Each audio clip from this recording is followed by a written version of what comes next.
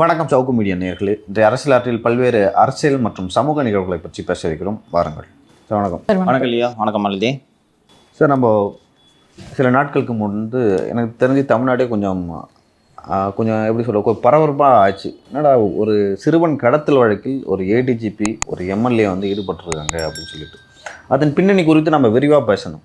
தற்போது அது குறித்து வந்து ஜூனியர் விகடனில் வந்து ஒரு அந்த கழுகாரில் வந்து வெளில வந்திருக்கு. ஸோ இந்த விஷயம் வந்து கடைசி வரைக்கும் முதல்வருக்கே தெரியல. செந்தில்வேலன் அவர்கள் மறைச்சிட்டாரு அப்படின்னு சொல்லிட்டு அது உள்ள என்ன சார் நடந்தது? கடைசியாக முதல்வருக்கு தெரிஞ்சது? அது இப்போ வரைக்கும் தெரிஞ்சுதான்றது எனக்கு தெரியாது. இதில் தெரிந்தது என்று போட்டு இருக்கிறது. அப்படி ஒரு வேளை முதல்வருக்கு தெரியாமல் இருந்திருந்தால் எப்போது தெரிய வந்ததோ கூப்பிட்டு என்கிட்ட இந்த மாதிரி விஷயத்தெல்லாம் நீ ஏன் சொல்லலைன்னு இந்நேரம் நான் சொன்னது போல் ஹெட்ஸ் ஷுட் ஹவ் ரோல்ட். ஆனால் எதுவுமே செய்யாமல் அமைதியாக இருக்கிறார் என்றால் அந்த அதிகாரிகள் அப்படி நடந்து கொள்வதிலும் வியப்பு ஒன்றும் இல்லை. இந்த ஆள்கிட்ட போய் சொல்லிட்டு உடியா நம்ம பார்த்துக்கலாம், இந்த மூடு தான் இருந்துச்சு. இதில் வந்திருக்கிற செய்தி உண்மை. நான் அன்னைக்கே இதை பற்றி விவாதிக்கும் போது சொன்னேன் என்று நினைவு. அடிஷனல் டிஜிபி கூப்பிட்டு போகிறாங்க. சிஎம்க்கு தெரியாமையே இது நடக்குதுன்னு இந்த ஐஜி நார்த் ஜோனாக இருக்குது இந்த பப்ளிசிட்டி பைத்தியம். அவர் பேர் என்ன? இல்லையா அஸ்ராகர். பார் கரெக்டாக சொல்கிறேன். நீ கோட்டை அஸ்ராகர் எல்லாமே இவரும் பப்ளிசிட்டி பைத்தியம். அதுவும் சரிதான். ஒரு லியோவுக்கு என்ன கவலைன்னா பப்ளிசிட்டி பைத்தியம்னா எந்த பைத்தியத்தை சொல்கிறார் சார் அப்படின்ட்டு யோசிக்கிறார். மறைத்த உளவுத்துறை குட்டு வாங்கிய அரசு அப்படின்ட்டு எழுதியிருக்கிறாங்க. அதில் என்ன போட்டிருக்காங்கன்னா, ஆள்கடத்தல் விவகாரத்தில் உளவுத்துறை முன்கூட்டியே எச்சரிக்கை கொடுத்திருந்தால் ஜெயராமை முன்பே காத்திருப்போர் பட்டியலுக்கு வைத்திருக்கலாம், மாற்றியிருக்கலாம். சஸ்பெண்டு நீதிமன்றத்தில் வழக்கு வந்த பிறகு சஸ்பெண்ட் பண்ணியிருக்க வேண்டியதில்லை. நீதிமன்றம் உத்தரவிட்டு ஜெயராமை ஆஜர்படுத்துங்கள் என்று சென்னை உயர் நீதிமன்றம் உத்தரவிடும் வரை இந்த விவகாரம் முதல்வருக்கு தெரியவில்லை என்று சொல்லியிருக்கிறார்கள். நான் அன்னைக்கு இந்த சீக்வன்ஸ் எப்படி நடந்துச்சுன்றது உங்களுக்கு எக்ஸ்பிளைன் பண்ணேன்னு நினைக்கிறேன். இருந்தாலும் மீண்டும் ஒரு முறை சொல்கிறேன். காவல்துறையின் தலைவரான திரு சங்கர் ஜிவால் அவர்களுக்கு இந்த ஜெயராம் விவகாரம் எப்படி ஆப்ரேட் ஆகுது இது எதையுமே இவர்கள் தெரியப்படுத்தவில்லை. அஸ்ராகரோட பேட்ச்மேட்டு செந்தில்வேலை அஸ்ராகருக்கு துணை முதல்வர் தினேஷ் யூசி என்று தான் அன்றைக்கி நான் அந்த செயினை சொன்னேன். இவர்களுக்கு இந்த துறையோட தலைவராக இருக்கார், ஹெட் ஆஃப் போலீஸ் ஃபோர்ஸ் ஒருத்தர் இருக்கார், அவர்கிட்ட போய் எதுக்கு சொல்லணும்? இந்த அடிப்படையில் இவரிடம் சொல்லவே இல்லை. அஸ்ராகருக்கு தலையிட்ட பிறகுதான் சிறைக்கு அனுப்பாமல் ஜெயராம் காப்பாற்றப்பட்டார். அவருக்கு தெரியுது முன்னாடியே இந்த விஷயம் வந்திருக்கு, அவர் விசாரிச்சுட்டு இருக்காரு. அதற்குள் இவர்கள் இந்த வேலையை செய்து அதாவது தூக்கி உள்ள வச்சிடணும். அண்டு நான் அன்றே வந்து நம்ம அஸ்ராகர் தலையிட்ட பிறகுதான் ஜெயராமன் ஜெயிலுக்கு மன்னிக்கணும். ஜிவால் தலையிட்ட பிறகுதான் திரு ஜெயராமன் சிறைக்கு அனுப்பாமல் தடுக்கப்பட்டார். அது வரைக்கும் இந்த விவகாரம் ஜிவாலுக்கும் வந்து இது இந்த அளவுக்கு இப்படிலாம் போகும் என்பதை அவர் எதிர்பார்க்கவில்லை. அவருக்கு தெரிவித்திருந்தார் இதை பண்ணு இதை பண்ணாத என்று அவர் உத்தரவிட்டிருப்பார். இவங்க தான் பேரலல் கவர்மெண்ட் நடத்திட்டு இருக்காங்கல்ல. அஸ்ராகருக்கு ஒரு ஃபாதரு, செந்தில்வேலன் யூசி கிட்ட மட்டும்தான் ரிப்போர்ட் பண்ணுறாங்க. உள்ளபடியே நான் சொல்கிறேன். இந்த ஜூனியருடனில் இந்த செய்தியில் இருக்கக்கூடிய ஒரு பிழை என்னவாக நான் பார்க்கிறேன் என்றால், முதல்வராக இந்த அதிகாரிகள் கருதுவது உதயச்சந்திரனை மட்டும்தான். உதயச்சந்திரனுக்கு தெரியாமல் சொல்லக்கூடாதுன்ற கவலை தான் இவர்களுக்கு இருக்கிறதே ஒழிய தமிழ்நாட்டோட முதல்வர் மக்களால் தேர்ந்தெடுக்கப்பட்டவர், இவர்கிட்ட இதை சொல்லாமல் செய்யலாமா என்ற அச்சம் இவர்களுக்கு துளியும் இல்லை. அடுத்த ஒரு அதிர்ச்சிகரமான தகவலை சொல்கிறேன், கேட்டால் அதிர்ச்சி ஆயிடுவீங்க நீங்கள். ஏடிஜிபியை நாங்கள் கைது செய்ய ஜெயராம் உச்சநீதிமன்றத்தில் தொடுத்த வழக்கில் ஏடிஜிபியை நாங்கள் கைது செய்யவில்லை என்று ஜகா வாங்க வேண்டிய அவசியம் இல்லை. கைது செய்யவில்லைன்ட்டு இவங்க சொல்கிறாங்கன்னா, நான் உங்கள்கிட்ட சொல்லியிருக்கேன், டிகே பாசு கேஸில் போலீஸ் உங்கள் கையை பிடிச்சாலே அரெஸ்ட் பண்ணி சார் உங்களை கைது பண்ணிட்டோம் அப்படின்னு கையெழுத்து போட்டு தான் கொடுக்கணும்னு அவசியம் இல்லை. நீதிமன்றத்தில் ஊரே பார்த்துச்சு ஜெயராமை கைது பண்ணி கூட்டு போனது. அதுக்கு தானே ஜெயராம உச்சநீதிமன்றம் போகிறாரு. அவரை வீட்டுக்கு அனுப்பிச்சி விட்டுருந்தானே ஏன் ஜெயராம உச்சநீதிமன்றம் போகிறாரு? ஆனால் அங்கே போய் நாங்கள் அவர் கைது செய்யவே இல்லை என்று இவர்கள் வாபஸ் வாங்க வேண்டிய சங்கடத்திற்கு ஆளானது இந்த பொறுப்பற்ற தன்மையால் தான் அப்படின்னு போட்டுட்டு, இது போன்று உளவுத்துறை தோல்வி அடைவது இது முதல் முறை அல்ல. ஒவ்வொரு கவனிக்கத்தக்க பிரச்சனையிலும் உள்துறைக்கு பொறுப்பான முதல்வரை முட்டு சந்தில் கொண்டு வந்து நிறுத்தி கொண்டே இருக்கிறது உளவுத்துறையின் தலைமை செந்தில்வேலன். இந்த விவகாரத்தில் எல்லாம் கையை மீறி போன பிறகு வழக்கை சிபிசிஐடி விசாரிக்கும் என்று அறிவித்திருக்கிறார்கள் என்று இந்த இதில் செந்தில்வேலன் படத்தை போட்டு ஜூனியர் விகடனில் இந்த விஷயத்தை எழுதியிருக்கிறார்கள். அடுத்ததாக ஒரு அதிர்ச்சிகரமான தகவல் என்று சொன்னேன் அல்லவா, நேற்று நம்ம இந்த கேடி சகோதரர்களோட மோதல் பற்றி விரிவாக பேசினோம். கலாநிதி மாறன் தனது சொந்த தம்பி மீது சென்னை மாநகர காவல்துறையில் புகார் எழுதியிருக்கிறார். தெரியுமா? 6 மாதங்கள் ஆகிறது. புகார் வாங்கப்பட்டு சிஎஸ்ஆர் போட்டு வைத்திருக்கிறார்கள். ஆளுங்கட்சிக்கு தெரியாமல் அதை பண்ண மாட்டாங்க சார். அது குடும்பம், அவங்க குடும்பம் இருக்காங்க, ரூலிங் பார்ட்டியாக இருக்கிறாங்க. ஆமாம். இது தொடர்பாக வந்து முதல்வர் குடும்பத்தில் ஒரு வார்த்தை கேட்டுட்டு ஒரு நல்ல அதிகாரியாக இருந்தால் லைக் அவங்க பதவியில் தொடரனா இது பெரிய எஃப்ஐஆர் போடல சிஎஸ்ஆர் தானே? சிஎஸ்ஆர் தான் சார்.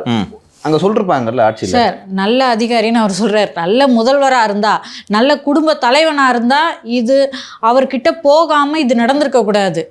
இல்லை அவங்க கொடுத்துட்டாங்கன்னு வச்சுங்க. இப்போ கலாநிதி மாறன் போலீஸ் போகிறத வந்து முதல்வரால் தடுக்க முடியாது.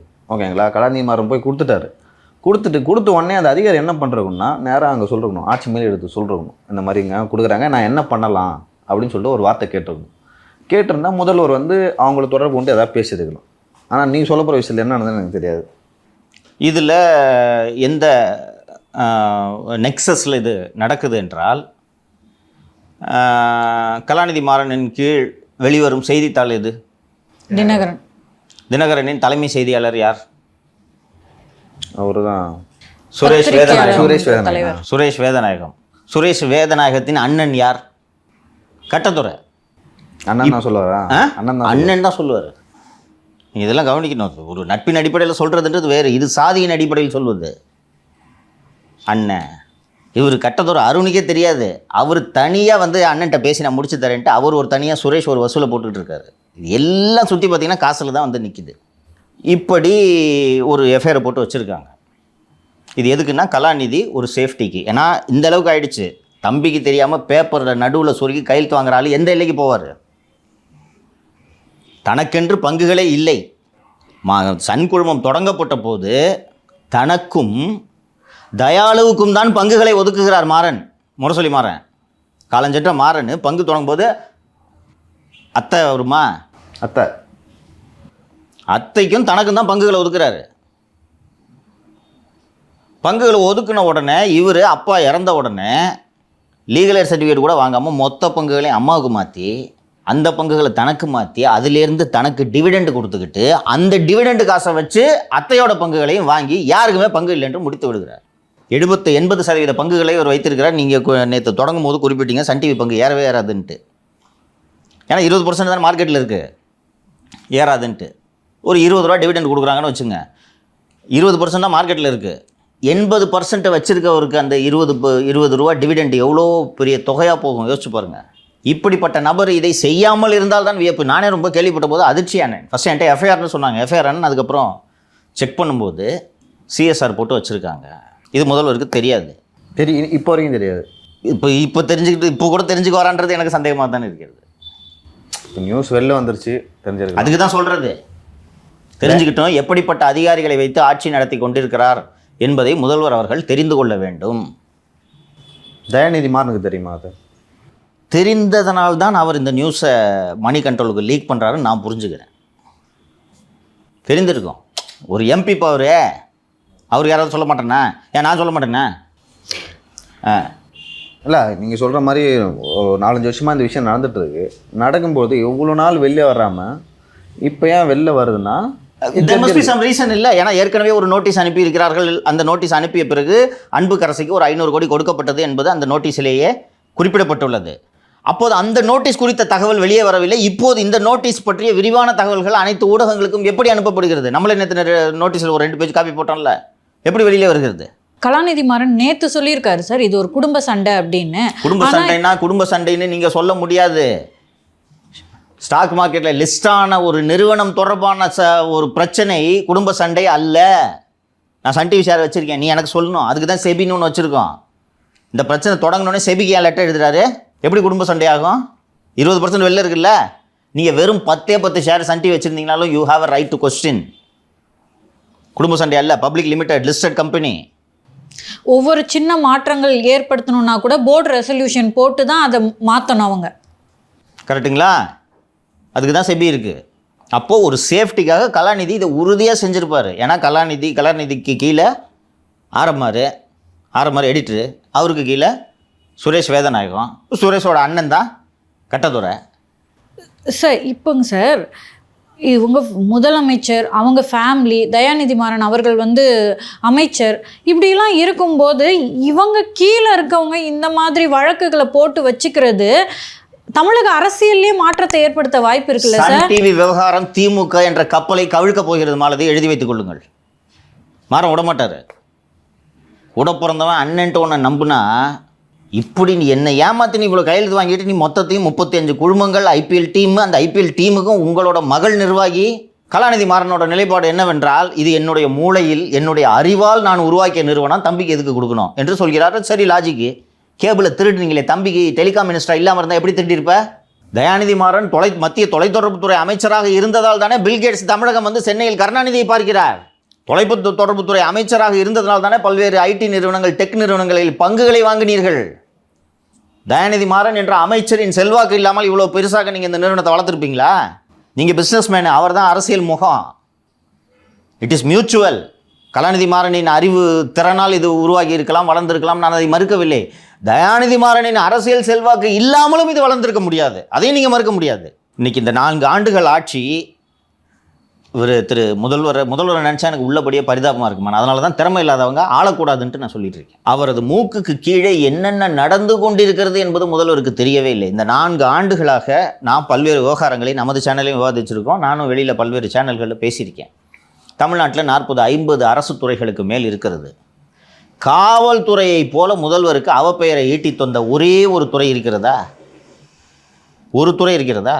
கள்ளச்சாராய சாவுகளை எடுத்துக்கொள்ளுங்க. ஃபஸ்ட்டு எடுத்த உடனே வந்த உடனே அந்த விக்னேஷ் என்கிற விக்னாவோட custodial death secretariat colony police ஸ்டேஷனில் ஜிவால் கமிஷனராக இருக்கும்போது தான். அதற்கு பிறகு ஜூனியருடன் மேலே எஃப்ஐஆர். நீங்கள் தொடர்ந்து பார்த்தீங்கன்னா அதற்கு பிறகு தொடர் கொலைகள், சங்கிலி பறிப்புகள், எவ்வளோ விஷயங்கள். துட்டை வாங்கிக்கிட்டு போய் ஒரு என்கவுண்டர் நடக்கிறதெல்லாம் யூபியில் அங்கே தான் நடக்கும். பணத்தை வாங்கிக்கிட்டு என்கவுண்டர் நடத்துவது இன்று இங்கே நடைபெற தொடங்கிவிட்டது. இதுக்கு காரணமான இவங்களை புல்லப் பண்ணணும், இவங்களை கட்டுப்பாட்டில் வைக்கணுன்றது கூட முதல்வருக்கு தெரியாமல் போய்விட்டது. பாருங்கள், ஒரு 3 மாதங்களுக்கு முன்பு 4 மாதங்களுக்கு முன்பு ஒரு சென்னையில் ஒரு அருண் கமிஷனர் இருக்கும்போது ஒரு சம்பவம் நடக்கிறது. அதிகாரி நேற்று நம்ம வீடியோ பார்த்துட்டு ஒரு அதிகாரி அழைத்து காலையில் இந்த தகவலை சொன்னார். ரொம்ப கேட்கறதுக்கு ரொம்ப அதிர்ச்சிகரமாக இருக்கிறது. ஒரு பிரபல ஹவாலா ஏஜென்ட் குருவி, அவர் ஆக்சுவலி ஹீஸ் அ குருவி, வெளிநாடுகளுக்கு அடிக்கடி போவார் வருவார், தங்கங்கன்னா எடுத்துகிட்டு வரக்கூடிய ஆள். இந்த குருவிகள் யார், எந்த விதமான பொருட்களை எடுத்து செல்லும் குருவிகள் என்பதெல்லாம் நமக்கு தெரிகிறதோ இல்லையோ கஸ்டம்ஸ் அதிகாரிகளுக்கு நன்றாக தெரியும். நான் நேற்று பேசும்போது திரு அருண் அவர்களின் மனைவி திருமதி யமுனா தேவி அவர்கள் கஸ்டம்ஸ் ஐஆர்எஸ் ஆஃபீஸரு, அண்டு கடைசியாக அவர் வந்து இங்கே அப்பலேட் ட்ரைபுனலில் இருந்தார். அதுக்கு பிறகு திருப்பதியில் ஜிஎஸ்டி அண்ட் எக்ஸைஸ் கமிஷனராக இருந்தார் என்று சொல்கிறேன். அவர் 2 ஆண்டுகளுக்கு முன்பே சென்னை கஸ்டம்ஸுக்கு மாற்றலாகி வந்துவிட்டார். சென்னையில் இப்போது கிட்டத்தட்ட ஒரு நீதிபதி வகிக்கக்கூடிய பதவியை அவர் வகிக்கிறார். Competent authority and administrator under the smugglers and foreign exchange act, forfeiture of property. இப்போ கஸ்டம்ஸ் வந்து உங்களோட ஒரு பொருளை அட்டாச் பண்ணிட்டாங்கன்னா அந்த அட்டாச்மெண்ட்டை ரிலீஸ் பண்ணுறதா இல்லையான்ட்டு அப்பீலுக்கு நீங்கள் இவங்க கிட்ட தான் போகணும். இவங்க வந்து காம்பிட்டன்ட் அத்தாரிட்டினா இவங்க தான் ஒரு பொருளை அட்டாச் பண்ணலாமா வேண்டாமான்ட்டு. ஸோ இந்த கடத்தலில் ஈடுபடுபவர்கள், குருவிகள், இவர்கள் அத்தனை பேரும் இவருடைய கட்டுப்பாட்டில் தான் வருவார்கள். சென்னை திருவல்லிக்கேணி டிசியாக ஒரு ஐபிஎஸ் அதிகாரி இருக்கிறார்.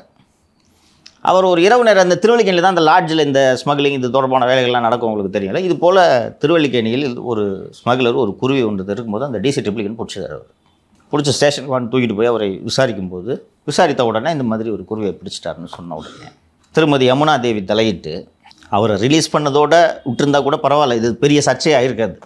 அந்த டிசி ட்ரிப்ளிகேனை குருவியோட வீட்டுக்கு போய் மன்னிப்பு கேட்க வச்சாங்க. உளவுத்துறை அறிக்கை அளித்தாலோ முதல்வருக்கு இது தொடர்பான விவரங்கள் தெரிந்தாலோ நம் மீது நடவடிக்கை எடுக்கப்படும் என்ற அச்சம் இருந்தால் ஒரு அதிகாரி இப்படி செயல்படுவார். இது இன்னொன்று எவ்வளோ பெரிய கான்ஃப்ளிக்ட் ஆஃப் இன்ட்ரெஸ்ட் வருது பாருங்கள். கணவன் மனைவி 2 பேரும் அரசு அதிகாரிகள், ஒருவர் மத்திய அரசு பணியில் இருக்கிறார், ஒருவர் மாநில அரசின் காவல்துறை பணியில் இருக்கிறார். 2 பேரையும் ஒரே ஸ்டேஷனில் ஒரே சிட்டியில் பணியாற்ற அனுமதிப்பது எத்தகைய சிக்கலை ஏற்படுத்துகிறது. ஸோ ஏற்கனவே சென்னையில் வந்து இந்த அப்பலேட் ட்ரைபியூனலோட தலைவராக திருமதி யமுனாதேவி பணியாற்றிய போது எழுந்த ஊழல் புகார்களின் காரணமாகத்தான் அவர் திருப்பதிக்கே மாற்றப்பட்டார். 1 வருடத்தில் திருப்பி இந்த பதவிக்கு வந்து விட்டார். இப்போது எத்தனை நாள் இந்த பதவியில் நீடிப்பார்? ஏன்னா இது 5 இயர் டென்யூர் போஸ்ட், 23 வந்திருக்காரு. எத்தனை நாள் இந்த பதவியில் நீடிப்பார் என்பது தெரியாது. இதையெல்லாம் உளவுத்துறை அறிக்கையாக போட்டு மத்திய உளவுத்துறைக்கு நாம் இன்ஃபர்மேஷன் ஷேர் பண்ணோம் இந்த மாதிரி விஷயங்களில். ஏன்னா ஒரு ஆஃபீஸர் ஒரு தப்பு பண்ணுறாரு, இது எதையுமே உளவுத்துறை செய்வதில்லை. 2006-2011 ஆண்டில் ஒரு அதிமுக, தேமுதிக உள்ளிட்ட சிறிய கட்சிகளோடு ஒரு பெரிய கூட்டணியை அமைக்காமலும் கூட திராவிட முன்னேற்ற கழகத்தை 3வது இடத்திற்கு மக்கள் தள்ளியதற்கு காரணம் அன்றைக்கு இருந்த 2 மிக முக்கிய பிரச்சனைகள். ஒன்று சட்டம் ஒழுங்கு, இன்னொன்று மின்வெட்டு.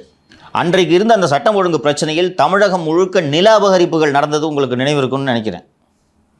எங்கே பார்த்தாலும் நில அபகரிப்பு. திமுககாரன் போய் அச்சு பிடுங்குவாங்க நிலத்தை. இந்த நில அபகரிப்பு புகார்கள் பூதாகரம் அதைத்தான் கையில் எடுத்தாங்க ஜெயலலிதா.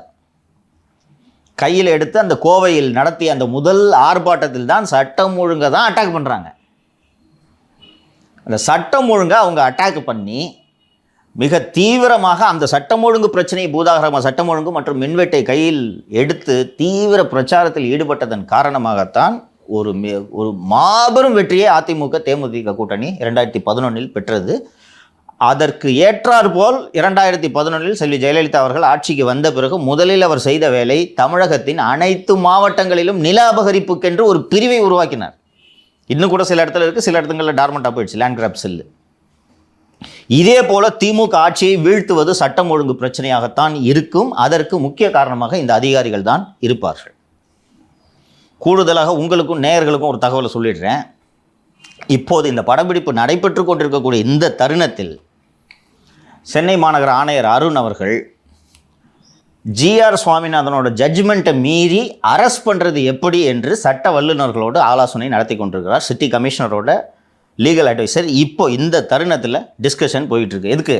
ஃபஸ்ட் அந்த பாலிமரில் அந்த இன்ஸ்பெக்டர் கௌசல்யா வீடியோ ஒன்று போட்டோம் அல்லவா, அந்த வீடியோவுக்காக இந்த மாதிரி என்னை பற்றி பேசிவிட்டார். கௌசல்யா டாக்டரை மிரட்டினது. ஸோ டாக்டர் அது தொடர்பாக பத்திரிகையாளர்கிட்ட பேசினது, பாலிமர் பத்திரிகையாளர்கிட்ட பேசினது. அது பாலிமரில் 10 நாள் ஆகுது, இன்னும் எஃப்ஐஆர் போடல. கௌசல்யா மேலே தான் அரெஸ்ட் பண்ணோம். நம்ம எப்படி கைது செய்வது என்று, அதாவது கைது செய்தவங்களுக்கு பிரச்சனை இல்லை, ஏதாவது ஒரு எஃப்ஐஆர் போட்டு கைது பண்ணுவாங்க. ஜிஆர்எஸ் ஜட்ஜ்மெண்ட்டை எப்படி ஓவர் கம் பண்ணுறது? அதில் ஸ்பெசிஃபிக்காக யூடியூப்பில் பேசுனதுக்கு நீ அரெஸ்ட் பண்ணக்கூடாதுன்னு தெளிவாக எழுதிட்டார். அப்படியே நீ கேஸ் போட்டாலும் அரெஸ்ட் பண்ணினாலும் மேஜிஸ்ட்ரேட் ரிமாண்ட் பண்ணக்கூடாதுன்னு அதிலே சொல்லியிருக்கார். அதில் சொல்லியிருக்காருல்ல, இவங்க தான் இப்படி தான் பண்ணுவாங்க, போலீஸுக்கு தான் வேலை. கீழமை நீதிமன்றங்கள் மெக்கானிக்கலாக உடனே ரிமாண்ட் பண்ணக்கூடாது. அவங்க கொண்டு வராங்க, நீங்கள் ரிமாண்ட் பண்ணுறீங்க என்று அதிலும் உத்தரவிட்டிருக்காங்க. அதை மீறி எப்படி சிறைக்கு அனுப்புவது என்று இப்போது ஆலோசனை செய்து கொண்டிருக்கிறார். இப்போது சார் சார் உங்கள் வீட்டில் சாக்கடை தண்ணி போடும்போதெல்லாம் திமுக அரசுக்கு தான் மிகப்பெரிய கெட்ட பேர் ஏற்பட்டுச்சு. ஸோ மீண்டும் நீங்கள் கைது செய்யப்பட்டீங்கன்னா இப்போ என்ன பேசிட்டு இருக்கோன்னு தெரியும். தொடர்ந்து மக்களுக்கு மக்கள் நலனுக்காக தான் பேசிட்டு இருக்கோன்ற அடிப்படையில் திமுக அரசுக்கு தானே சார் மீண்டும் கெட்ட பேர். திமுக அரசை நடத்துறது இந்த அதிகாரிகள் தானே. முதல்வருக்கு தெரிஞ்சா கண்டிப்பார் என்ற அச்சம் இருந்தால் அருண் செய்வாரா? அவருக்கு திருப்பி பேசிட்டு இருக்கிறான். அதுவும் நான் கட்ட பஞ்சாயத்து பண்ணுறேன்ட்டு வர சொல்கிறான், அரெஸ்ட் பண்ணிக்கலாம், அந்த பார்த்துக்கலாம். இந்த சிஎம் தானே இந்த அலட்சியம். ஒரு இன்டெலிஜென்ஸு ஒரு ரிப்போர்ட் போட்டு கன்ஃபார்ம் பண்ணி சொல்லுது. சேலத்துக்கு போன ஃப்ளைட்டில் எடப்பாடி பழனிசாமி பயணிக்கிறார். அவருக்கு பக்கத்தில் இருக்கிற ஆளை மாற்றி ஜெயப்பா நீ இங்கே உட்காரு என்று சொல்லி இங்கேருந்து சேலம் பயணிக்கும் வரை அவர் பக்கத்தில் அமர்ந்து பேசிக்கிட்டு இருந்து புள்ள சரியான தத்தி தேரவே தராது. அடுத்து உங்கள் ஆட்சி தான், நான் உங்களுக்கு எல்லா தகவல்களையும் எடுத்து தர்றேன். அவர் சிஎம்க்கு உடம்பு சரியில்லை, ரொம்ப மிக மோசமாக இருக்குது ஹெல்த்து, என்ன இன்ஸ்ட்ரக்ஷன் கொடுக்குறதுனே அவருக்கு தெரியல என்று பேசுகிறார் என்பது வெளியில் அரசல் புரசலாக கசிந்து உளவுத்துறையை விசாரிக்க சொல்லி உளவுத்துறை இண்டிகோ குரூவெல்லாம் விசாரிச்சிட்டாங்க. இண்டிகோ குரூ விசாரித்தா இன்னொன்று பின்னாடி பணமரத்துப்பட்டி ராஜேந்திரன் யாரோ எம்எல்ஏ, இவங்க எம்எல்ஏ திமுக எம்எல்ஏ பின்னாடி சீட்டில் உட்காந்து கேட்டுட்டு போகிறார். அண்ணன் பின்னாடி உட்காரணும்னு அவர் உட்காந்துருக்கார், அருண் உட்காந்துனா அவருக்கு காதில் கேட்குது.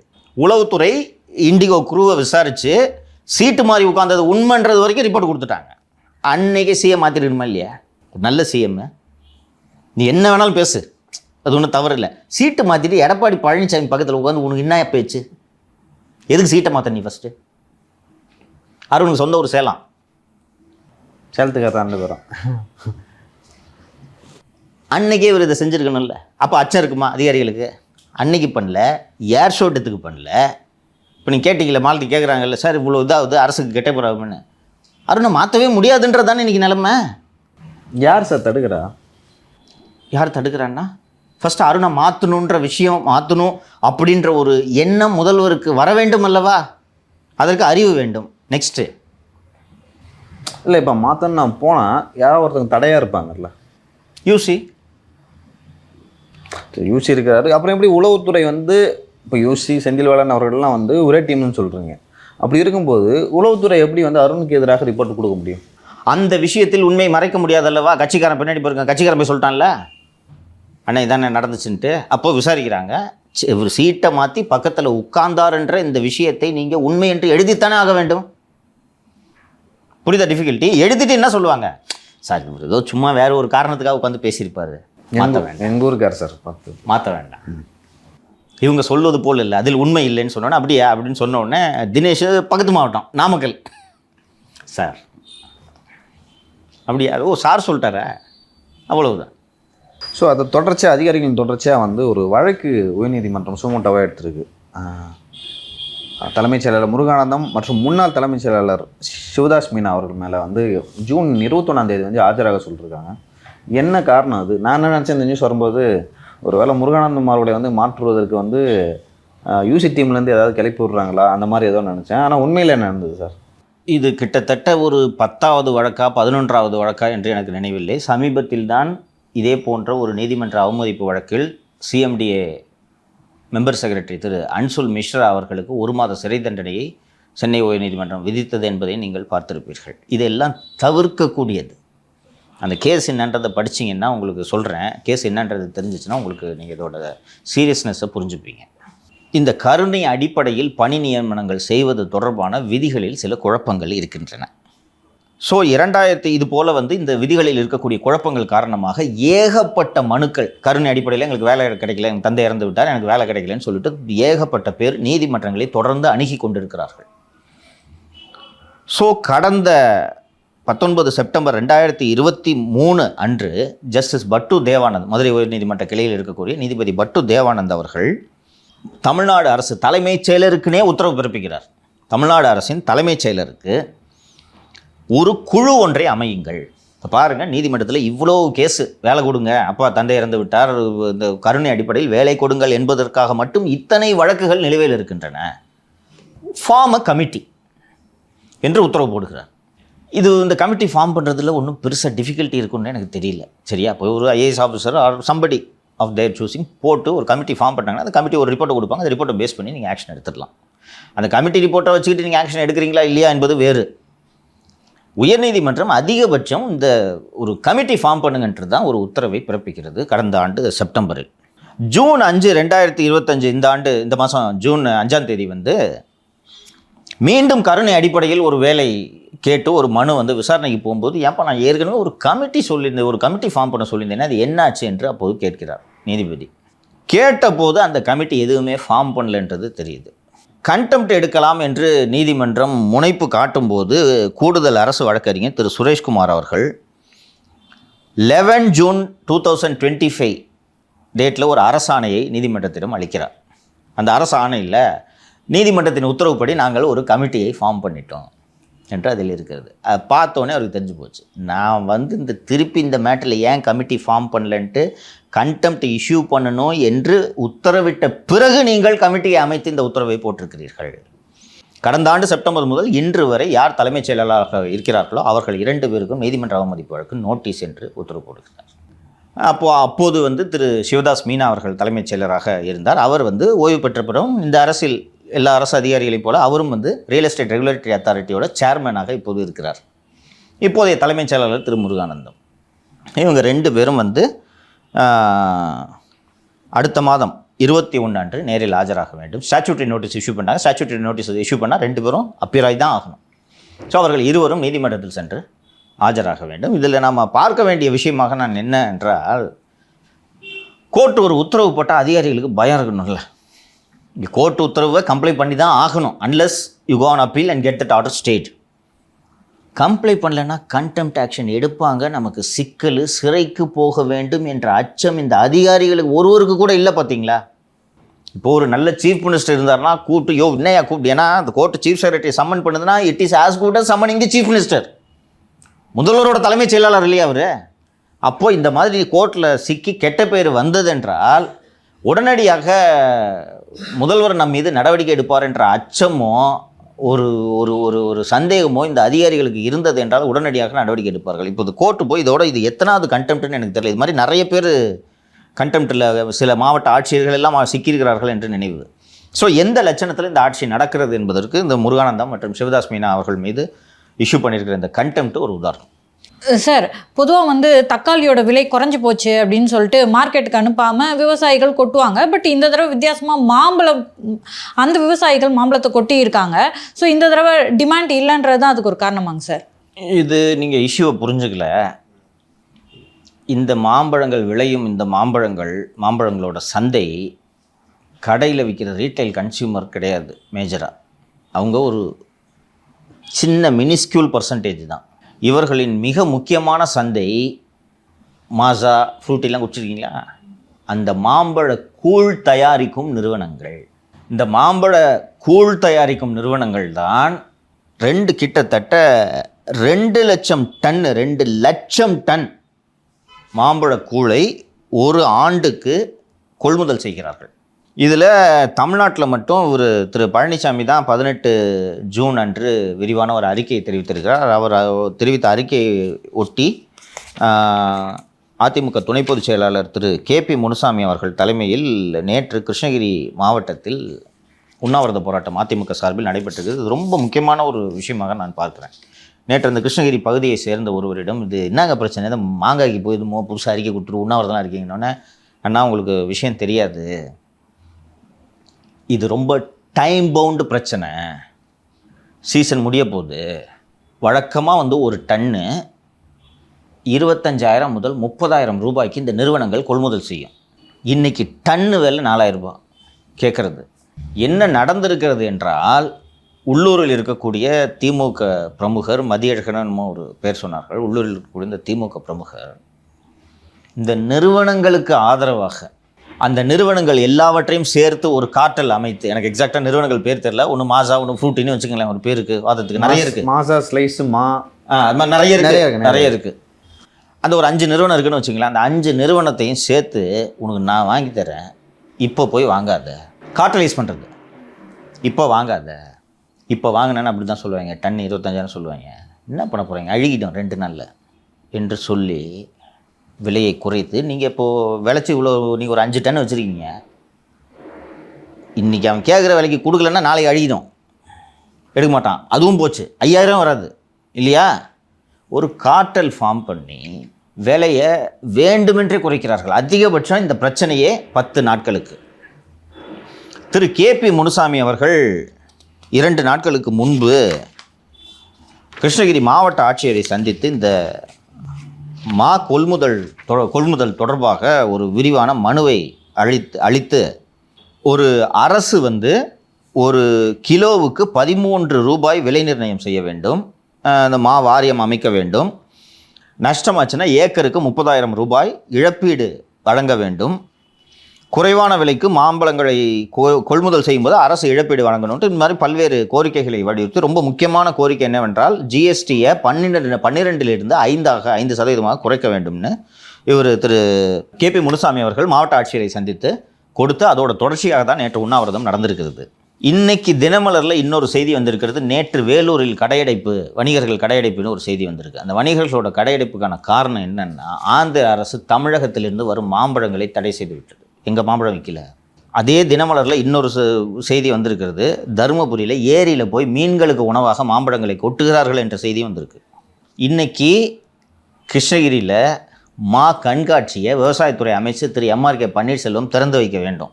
இங்கே ஏற்கனவே போராட்டங்கள் நடைபெற்று கொண்டிருக்கிறது, நம்மளை முற்றுகையிடுவார்கள் என்று சொல்லி இன்றைக்கி அந்த நிகழ்ச்சிக்கு அவர் போகல. இது மட்டுமல்லாமல் இந்த அரசு செய்யக்கூடிய ஒரு மிக அயோக்கியத்தனமான ஒரு வேலையை ஜீர்ணிச்சிக்க முடியல.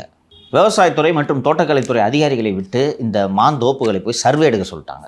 இப்போ நீங்கள் விவசாயி, உங்கள் தோட்டத்தில் எத்தனைப்பா போட்டிருக்க, எத்தனை மாமரம் இருக்குன்னு சர்வே எடுத்தாங்கன்னா உங்களுக்கு என்ன நினைப்பு வரும் மனசில்? ஏதோ இழப்பீடு கொடுக்க போகிறாங்கன்னு சர்வே எடுத்துகிட்டு போயிடுவாங்க.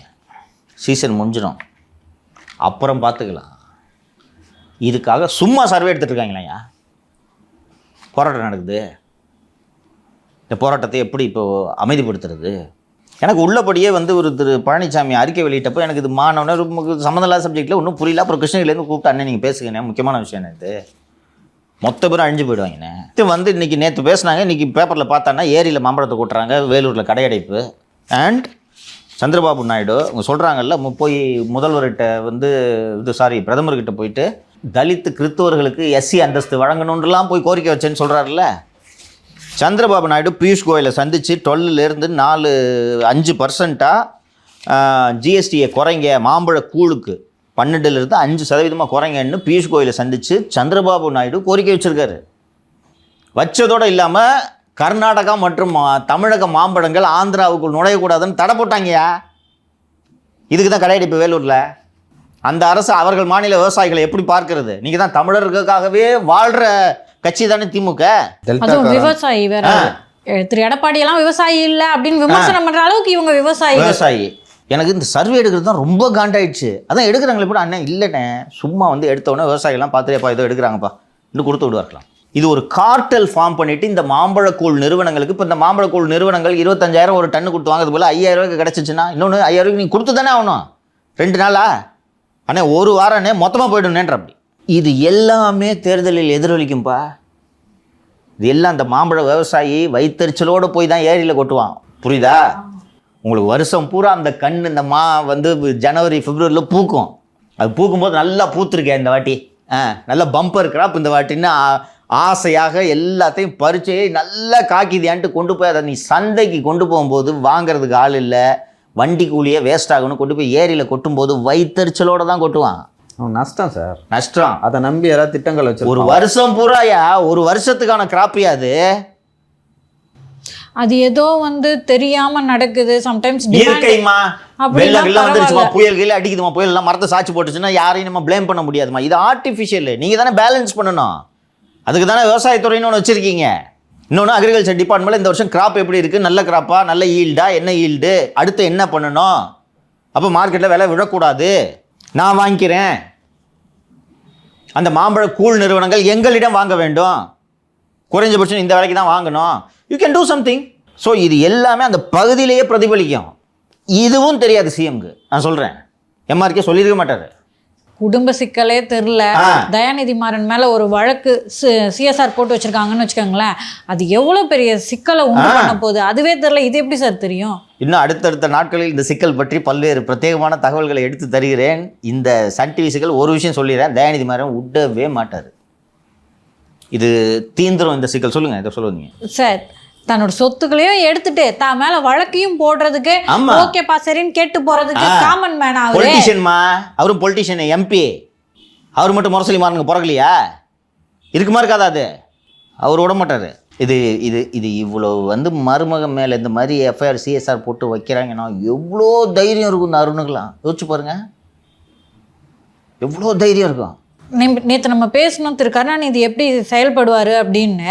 ஸோ இப்போ வந்து மு.க. ஸ்டாலின் அவர்கள் எப்படி இருந்திருக்கணும்னா, இந்த மாதிரி சிக்கலை தனக்கு எப்படி அதை வந்து சாதகமாக பயன்படுத்திக்கிறது, ப்ளஸ் இந்த அரசியலில் வந்து எந்த சுணக்கமும் இல்லாமல் எப்படி இதை கொண்டு போகிறது எல்லாத்தையும் அவர் யோசிச்சிருந்துருக்கணும். அப்படி இல்லாமல் அதை நீங்கள் சாதகமாக ஒரு அதிகாரி சாதகமாக பயன்படுத்திக்கிறாருன்னா, இதுக்கு இவர் அனுமதிக்கிறாருன்னா எப்படி அதிகாரிக்கு துணிச்சல் வரும்? அதாவது சார், இவ்வளோ நாள் பாதிக்கப்பட்டதெல்லாம் மக்கள். ஓகே, இது வந்து உங்களோட டைரக்ட் அத்தாரிட்டி. இதை என்னால் உண்மையாகவே நீங்கள் சொல்கிறத சரியாக தான் புரிஞ்சிட்டு இருக்கேனா, நீங்கள் இதைத்தான் சொல்கிறீங்களான்னு எனக்கு ஷாக்காக இருக்குது சார். இது ரொம்ப சிம்பிள். அவருக்கே வந்து ஒரு கலாநிதிக்கே இந்த ஐடியா இல்லைன்னாலும் முதலாளிக்கு விசுவாசமாக இருக்காராம், இந்த குணா மாதிரி. நீங்கள் ஒரு விஷயத்தை கவனித்திருக்கிறீர்களா? கலாநிதி மாறன்ட்ட எல்லாரும் சொல்கிறது, நீ மார்க்கெட்டில் விசாரிச்சுப்பார், எல்லாரும் சொல்கிறது, இது கருணாநிதி விமர்சிச்சிருக்காரு. எல்லாரும் சொல்கிறது ஏடிஎம்கே நியூஸுக்கும் சமமாக கொடுப்பாங்க இம்பார்ட்டன்ஸ். கவனிச்சிருக்கீங்களா? சண்டில் ப்ரொஃபஷனலாக வச்சுருப்பார். கேட்டால் சொல்லுவாரான், இது பிஸ்னஸ்ஸு, வேணா ஒரு அறிக்கை கொஞ்சம் எக்ஸ்ட்ரா போடுறோம். இப்படி சண்டைலாம் நடந்திருக்கு. ஏய், யார் பில்டிங்கில் நடத்திட்டு இருக்கான் அவன், இப்படி தான் சண்டை போட்டிருக்காரு கலைஞர். ஸோ அதை ஒரு ப்ரொஃபஷனலாக வச்சுட்ருப்பார். குணா போய் அங்கே ஜாயின் பண்ணதுலேருந்து இது திமுக சேனலில் கலைஞர் டிவியோட மோசமாயிடுச்சு. கவனிச்சிங்களா நீங்கள்? அப்பட்டமான திமுக சேனலாக மாறிவிட்டு தெரியுதா? ஒரு ப்ரொஃபஷனலிசம் போயிடுச்சு. டிபேட்லேருந்து எல்லாமே பார்த்தீங்கன்னா எனக்கு வந்து இப்படிலாம் பண்ண மாட்டாங்களே. அது ஏற்கனவே நேற்று நான் சொன்னது மாதிரி எக்ஸ்ட்ராடினரி அந்த கவர்மெண்ட்டில் அவங்க இதுவும் பண்ணலை. இன்னொன்று அநியாயத்துக்கு சொம்படிக்கிறாங்க. குணாவை போட்டும்போதே சொம்புன்னு தெரிஞ்சு போச்சு. ஸோ அங்கே போய் அவர் வந்து வெறும் திமுக அஜெண்டாவை பேசிகிட்டு இருக்காரு இல்லையா? கிட்டத்தட்ட வந்து அதிமுகவில் நடைபெற்ற சிக்கல்கள் பற்றி மட்டும் 2021 23 வரைக்கும் குணா நடத்தின டிபேட்டை மட்டும் பார்த்தீங்கன்னா பெரும்பாலும் 80% டிபேட்டு அதுவாக தான் இருக்கும் இல்லையா? அப்பட்டமாக திமுக அஜெண்டாவை இவர் புஷ் பண்ணுறாருன்னு கேட்கும் பொழுது தான் இப்போது தான் அதற்கான காரணங்கள்லாம் புரியுது. He is leading with the government. புரியுதா? ஆமாம்மா, நான் மீடியா வச்சு நான் சப்போர்ட் பண்ணேன், அவனை காலி பண்ணேன். ஸோ இந்த நிர்வாகத்தையும் தனக்கு சாதமாக யூஸ் பண்ணிக்கிறாரு. இப்போது தயாநிதி மாறன் சொன்னால் சுரேஷ் கேட்பாரா? எது கேட்குண்ணா? முதல்லையா? அதான் பிடிக்கிட்டாங்களே. ஆனால் கலாநிதி முதலாளி. அப்போ கலாநிதியை ப்ளீஸ் பண்ணணும்னா என்ன பண்ணணும்? சார் அண்ணன் யார் மேலே வேணாலும் எஃப்ஐஆர் போடுவார் சார், நீங்கள் கொடுத்து வைங்க சார். ஏன்னா கொடுத்தது 6 மாதம் வந்து சிஎஸ்ஆர் மட்டும் போட்டு வச்சுருக்காங்க. எப்போ வேணாலும் எஃப்ஐஆர் அதை மாற்றிக்கிறது. அதுக்கு நீங்கள் கேட்டிங்களே தெரியாமல் பண்ணிருக்கலாம், அதுக்கு சிஎம் கிளியரன்ஸ் வேணும். பிரச்சனை வெடித்து சிஎம் ஒரு சைடு எடுக்கும்போது சார் ரெடியாக இருக்குது சார், அப்போ போய் நீங்கள் தேடிட்டு இருக்கக்கூடாது. என்ன இப்போ தான் கம்ப்ளைண்ட் வந்துச்சு உடனே பண்ணிட்டீங்க, நீங்கள் இப்போ இது பண்ணி அரெஸ்ட் பண்ணிட்டீங்களேன்ட்டு யாரும் கேட்கக்கூடாதுல்ல. நாங்கள் 6 மாதத்துக்கு முன்னாடியே புகாரை வாங்கி சிஎஸ்ஆர் போட்டு விசாரணை நடத்தி கொண்டிருந்தோம். இன்று கைது செய்ய வேண்டும் என்று சூழல் தேவை ஏற்பட்டிருக்குது, கைது செய்கிறோம். இப்போவும் இந்த லீகல் நோட்டீஸ் எல்லாம் விட்ரா பண்ணுன்னு மிரட்டுறதுக்கு இந்த கம்ப்ளைண்ட்டை யூஸ் பண்ணுவாங்க. புரியுதா? எம்பிலாம் நினைக்க தூக்கி உள்ளே வச்சுருவாரு. ஐயா தெரியுமா கட்டதுறை அவர். இன்னொன்று இவர் லாயல்ட்டிக்கானே அண்ணன் சிஎஸ்ஆர் போட்டார். இல்லை தயாநிதி மாறன் தெரியுமா சிஎஸ்ஆர் போட்டது? தெரிந்திருக்கும் என்று தான் நான் ஊகிக்கிறேன். தெரிஞ்சிருக்கும். எம்பியா ரியாக்ட் பண்ணுறப்பாரா சார்? தெரிஞ்சிருந்தா ரியாக்ட் பண்ணுறப்பாரா? தெரிஞ்சதுனால தான் ப்ராபப்ளி குடும்பத்தை இல்லை நான் சொல்கிறேன் சார், மேபி அவங்களோட வழக்கறிஞர்களை வச்சுட்டு இதை என்ன பண்ணலான்னு அடுத்த கட்டம் யோசிச்சுட்டு இருக்க வாய்ப்பு இருக்குது. பாசிபிள், தெரிஞ்சிருக்கலாம். So it is going to be a dirty ugly fight. அதில் சந்தேகம் வேணாம். தயந்தி வர விட்டவே மாட்டார், வெறியில் இருக்கார். யாருக்கு இருந்தாலும் கோவம் வரும் இல்லைப்பா, கூடவே இருக்கிற உனக்கு கூட தான் தம்பி இருக்கிறான், உன்னை நல்லா வந்து இப்போ இவ்வளோ நாள் கூட இருந்து உன் சொத்தை பூரா உனக்கு தெரியாமல் எழுதி வாங்கிட்டான்னு சொன்னால் இயல்பாக கோவம் வருமா வராதா? உனக்கு இருக்குது 8 சொத்து இருக்கும், அது எத்தனை கோடி சொத்து? யாருக்கு இருந்தாலும் மனிதர்கள் கோபம் வரும் இல்லைவா? அது வரும். தேர்தலுக்கு சுவையாக இருக்கும். சார் நம்ம நேற்று அரசியல் ஆட்சியில் வந்து இந்த மாதிரி திமுக கூட்டணியிலேருந்து ஒரு முக்கியமான கட்சி, எந்த கட்சின்னு அதை சொல்லிட்டோம். விடுதலை சிறுத்தைகளும் வந்து ஆதவர்ஜன் கூட பேசியிருக்கோம். இன்றைய தினம் வந்து தினமலரில் ஒரு செய்தி வந்திருக்கு. காங்கிரஸ் தரப்பிலும் அதிகாரத்தில் பங்கு, துணை முதல்வர் அந்த பதவி, அதே போல் அதிக சீட்டுகள் கேட்க போவதாக சொல்கிறாங்க. நாங்கள் 2013 வந்து 2011 63 சீட்டு கிட்ட வாங்கினோம், இப்போ எனக்கு வர குறைஞ்சிக்கிட்டே வருது, நாங்கள் வந்து இந்த தடவை அதிகமாக கேட்போம் அப்படின்னு சொல்லிட்டு அவங்களோட பார்ட்டி மீட்டிங்கில் பேசப்பட்டதாக சொல்லுது. செல்வப்பிரந்தை அவர்கள் வந்து திமுகவுக்கு ஆதரவாக இருந்தாலும் மற்ற நிர்வாகிகள் வந்து இல்லை இந்த தடவை நம்ம அதிக சீட்டுகள் வாங்கி ஆகணும்னு முனைப்பில் இருக்காங்க. என்ன நடக்கும், என்ன நடக்குது காங்கிரஸில்? கூட்டணி பலமாக இருக்கிறது என்பதை 2 மாதங்களுக்கு முன்பு வரை முதல்வர் அவர்கள் தொடர்ந்து எல்லா மேடைகளிலும் சொல்லி வந்தார் என்பதை நீங்கள் கவனித்திருப்பீர்கள். கூட்டணி எப்படி திராவிட முன்னேற்ற கழகத்துக்கு பலமோ அதுவே பலவீனமும் கூட. நேற்று தான் நான் நம்ம நிகழ்ச்சியில் தான் பேசினேன். நான் இந்த கூட்டணி கட்சிகளை அழைத்து ஆசுவாசப்படுத்தி அவர்களை ஆறுதல் படுத்தி அவர்களை அணுக்கமாக வைத்திருப்பதற்கு திமுகவில் எந்த தலைவர் இருக்கிறார் என்ற கேள்வியை நேற்று நான் எழுப்பினேன். உங்களால் யாரும் 2 பேராலுமே சொல்ல முடியல, அப்படி ஒரு தலைவர் கூட இல்லை. எல்லா கூட்டணி கட்சிகளும் கடும் கோபத்தில் இருக்கின்றன. திமுக கூட்டணி கட்சிகள். செல்வப்பிரந்தைய வாலியோடு இருக்காது, அவருக்கு பிரச்சனையே இல்லை. அவர் இதில் ஸ்ரீபெரும்புதூர்லேருந்து கட்டிங் வருது, ஸ்கிராப் கட்டிங் வருது, பிஸ்னஸ் இருக்குது, ஊருப்பட்ட பிஸ்னஸை பண்ணிட்டு இருக்கார். அவர் ஒரு தொழிலதிபர், ரவுடிக்கம் தொழிலதிபர். அதனால் அவருக்கு இது கட்சியை பற்றி பிரச்சனை இல்லை.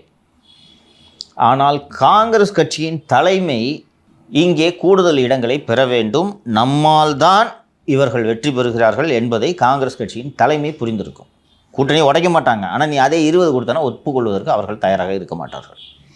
ஸோ அவர்களின் அந்த கட்சியின் உட்கட்சி கூட்டத்தில் பேசியது தலைமையிடம் வலியுறுத்தப்படும். இன்னொன்று செல்வப்பிரந்தைக்கு சொன்னால் அப்படியே கேட்டு கட்சிக்காரங்களா இங்கே நீ போயா, நீ பிஸ்னஸ் வியாபாரம் பார்க்குற, நீ திமுக என்னாச்சும் பண்ணிட்டு போ, உண்மையான காங்கிரஸ்காரன் கேட்பான்ல கூடுதலா. ஸோ அது நடப்பதற்கு வாய்ப்பு இருக்கிறது. ஒன்று. நேற்று திண்டுக்கல்லில் மார்க்சிஸ்ட் கம்யூனிஸ்ட் கட்சி தமிழகம் முழுக்க பிரச்சார இயக்கத்தை நடத்தி வருகிறார்கள் என்பது உங்களுக்கு தெரியும். ஆமாம். திண்டுக்கல்லில் மார்க்சிஸ்ட் கம்யூனிஸ்ட் கட்சி பிரச்சாரம் தாடி கொம்பு என்ற இடத்தில் திண்டுக்கல்லில் மார்க்சிஸ்ட் கம்யூனிஸ்ட் கட்சியினர் பிரச்சாரம் நடத்தி கொண்டிருக்கும்போது அவர்களுக்கும் இந்து முன்னணி அமைப்பை சேர்ந்தவர்களுக்கும் வாய் தகராறு ஏற்பட்டு அது கைகலப்பாக மாறி மார்க்சிஸ்ட் கம்யூனிஸ்ட் கட்சியின் தொண்டர்களை காவல்துறை நேற்று கைது செய்து இரவு முழுக்க காவல் நிலையத்தில் வைத்திருக்கிறது. அந்த கிளிப்பு பாருங்கள். முன்னாள் எம்எல்ஏ தோழர் பாலபாரதி அவர்கள் எங்களையே அடிச்சுட்டு எங்களையே தூக்கி உள்ளே வச்சா என்ன அர்த்தம்னு சொல்லிட்டு இரவு முழுக்க காவல் நிலைய வாசலில் நேற்று ஆர்ப்பாட்டம் நடத்தியிருக்கிறார்கள். அப்போ அந்த பிரச்சனையில இந்த பெண்களை பாஜக அந்த இந்து முன்னணி கும்பல் ஆபாசமா பேசி அடிச்சு அந்த விஷ்ணுவர்தன் இவங்களை எல்லாம் கால்ல போட்டு கீழே போட்டு மிதிக்கிறாங்க. எல்லாத்துக்கும் ஆதாரம் இருக்கு. இதுக்கு மேல நீங்க காவல்துறை என்ன பண்றீங்க?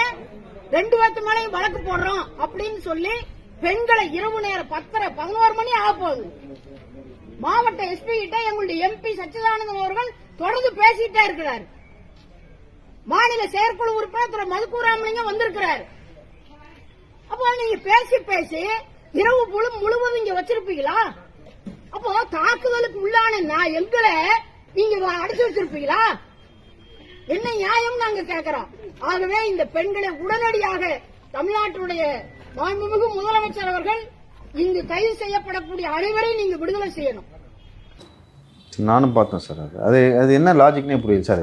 இவங்க போராட்டம் நடத்துகிறாங்க, சிபிஐ அனுமதி வாங்கி போராட்டம் நடத்துறாங்க. தாக்குதல் நடத்தியது வந்து அவங்க இந்து முன்னணி.